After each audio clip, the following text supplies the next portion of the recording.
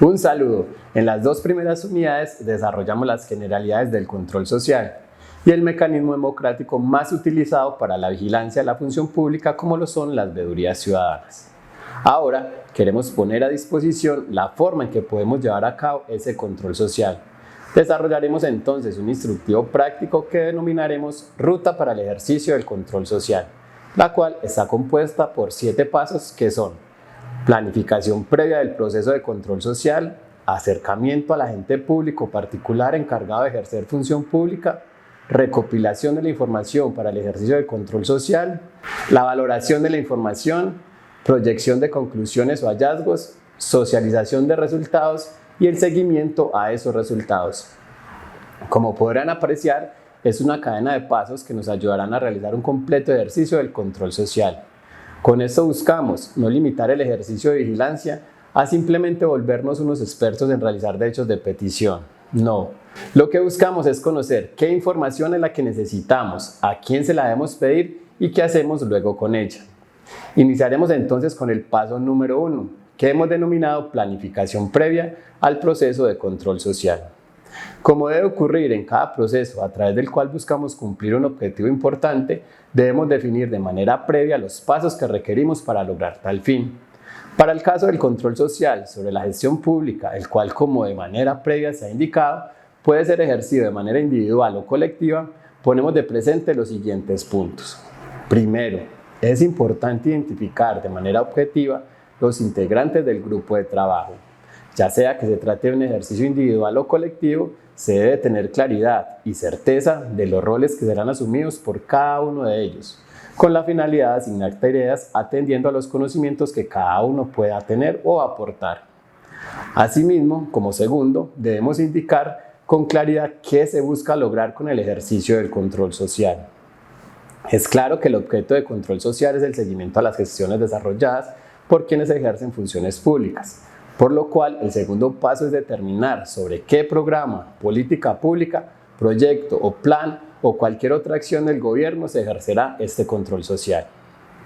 En tal sentido, una vez identificado el programa específico, se iniciarán las acciones detalladas como la solicitud de información a las entidades competentes en temas relacionados con los estudios previos, con los estudios técnicos, presupuestos, financiación, plazos, beneficiarios y demás, cuyo resultado determinará el alcance del ejercicio de nuestro control social. En un tercer punto, es importante definir el momento en el cual se realizará el ejercicio del control social. Definido ya en alcance en el ejercicio del control social, se requiere también asignarle un periodo de tiempo para su seguimiento. Es decir, si se trata de una política pública, se podrá hacer referencia a su periodo de estructuración o a su etapa de ejecución o a su periodo de evaluación. Asimismo, si lo que se pretende vigilar y evaluar es la construcción de una obra, se podrá indicar que el control será en el periodo de selección del contratista para su construcción, o en la celebración del contrato, o en la ejecución, o durante el periodo de liquidación, o si bien lo desean, durante todas las etapas del proceso contractual. En un cuarto punto, debemos ubicar el lugar que será objeto de control social. Se torna de suma importancia conocer la localización del área, la entidad, la población, el ente territorial o la dependencia que tiene a su cargo el desarrollo del proyecto o política pública, toda vez que pueden generarse ciertas variables en el periodo de investigación.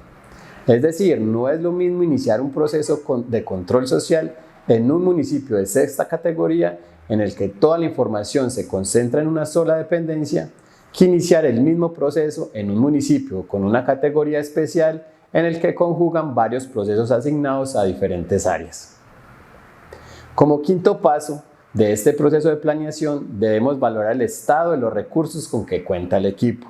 Es oportuno conocer el diagnóstico de elementos o conocimientos que serán necesarios para el ejercicio del control social, por lo cual se requiere realizar una valoración interna del equipo para conocer sus habilidades y competencias, determinar qué puede aportar cada uno desde su área de conocimiento o su rol, para luego generar un diagnóstico de las áreas que pueden ser cubiertas y de aquellas que requieren apoyos externos. Como sexto y último punto de esta etapa de planificación, debemos establecer las actividades que se consideren oportunas realizar. Es decir, que como hasta este momento aún nos encontramos en una etapa de planificación del ejercicio del control social, es de notoria importancia contar con el mayor número de información posible relacionada con la acción que será objeto de seguimiento, por lo cual se sugiere definir las líneas iniciales de acción. Como ejemplo, podemos iniciar la búsqueda de información en redes sociales, en páginas web de las entidades, elevar derechos de petición, construir bases de datos o revisar pronunciamiento de las altas cortes. En estos 6 puntos se define el primer paso que debemos tener en cuenta para una adecuada planeación en el ejercicio del control social. Ahora damos lugar al paso número 2 de la ruta para el ejercicio del control social, el cual denominaremos acercamiento al agente público o particular encargado de ejercer función pública. Ya tenemos hasta este momento un equipo conformado y unas funciones repartidas. Ahora se hace oportuno proyectar un documento en el que se indiquen temas relacionados a lo que se pretende en el ejercicio del control social que se piensa llevar a cabo. El documento puede incluir información referente al objeto principal del ejercicio del control social, la justificación del interés, el amparo legal o jurídico, algunas recomendaciones, la forma en que se busca hacer ese control y la presentación del equipo de trabajo. La elaboración de este escrito es de gran importancia, en la medida en que en un inicio demuestra organización del grupo, cortesía y seriedad, acciones que pueden ser bien recibidas por los destinatarios, lo cual facilitará el ejercicio del control en temas relacionados con oportunas y claras respuestas de las peticiones, integración a comités en los que se debatan temas relacionados o el acatamiento de recomendaciones que realice el equipo.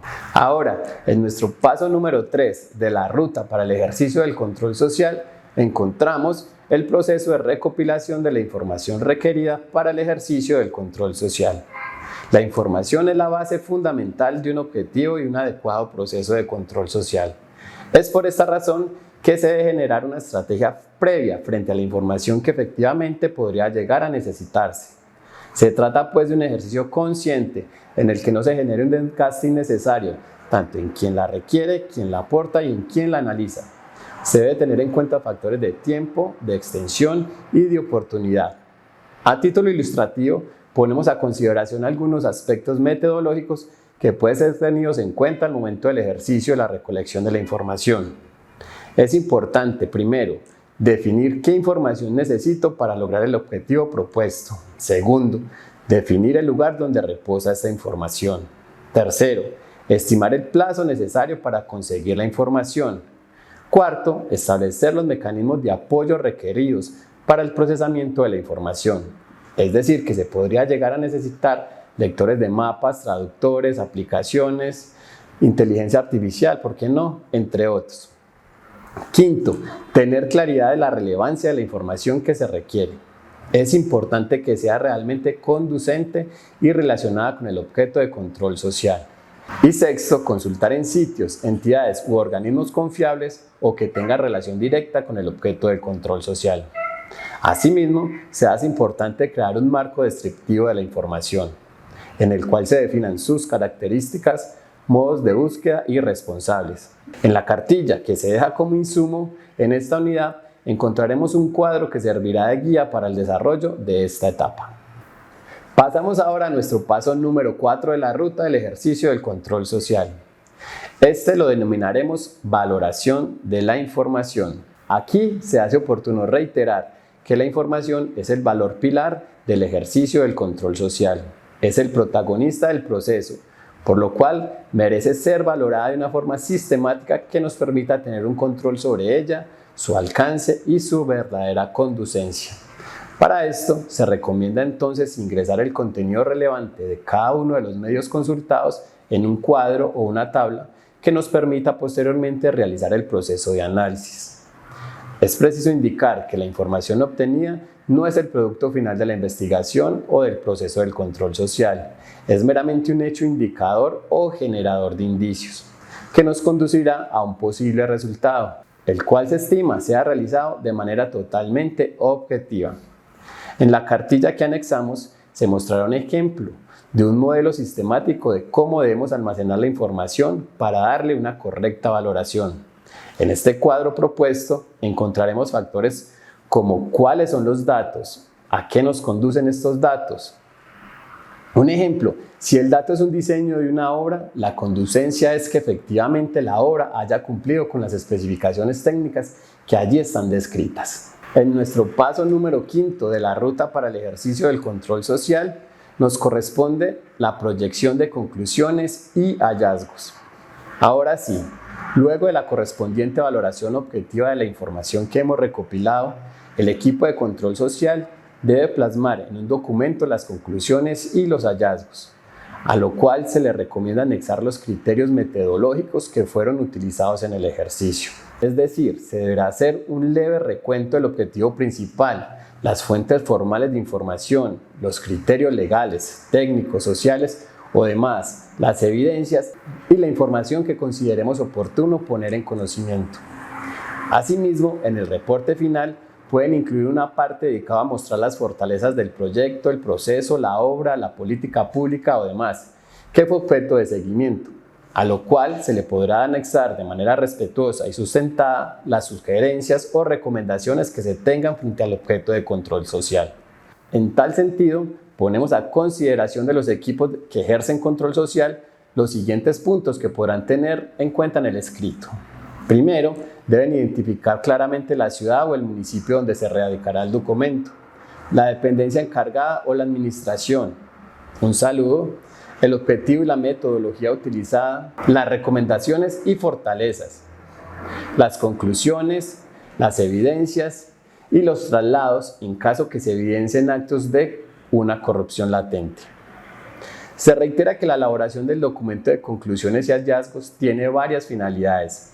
La primera de ellas es el acercamiento con la entidad receptora, conocer la apreciación que tienen frente al escrito y su disposición frente al acatamiento de las recomendaciones o sugerencias. No obstante, existirán otros escenarios en los que de manera objetiva el equipo de control social determine la existencia de verdaderos actos de corrupción que deben ser puestos en conocimiento de manera previa de los órganos de control, para lo cual se recomienda contar con una verdadera certeza frente a los hechos que serán objeto de queja o denuncia, con la finalidad de evitar ser parte de un proceso legal enmarcado en una falsa denuncia. Nuestra unidad número 6, señalada en la ruta para el ejercicio del control social, hace referencia a la socialización del resultado. Si bien todos los ciudadanos debemos ser parte de la vigilancia y el control de los recursos del Estado y sus políticas, es importante tener en cuenta los destinatarios principales del ejercicio del control social, así como los medios y las estrategias que serán utilizadas para su divulgación. Los grupos de divulgación de un determinado resultado variarán según su contexto territorial o poblacional, por lo cual se señalarán algunos ejemplos de públicos a los que se puede dirigir la socialización de resultados.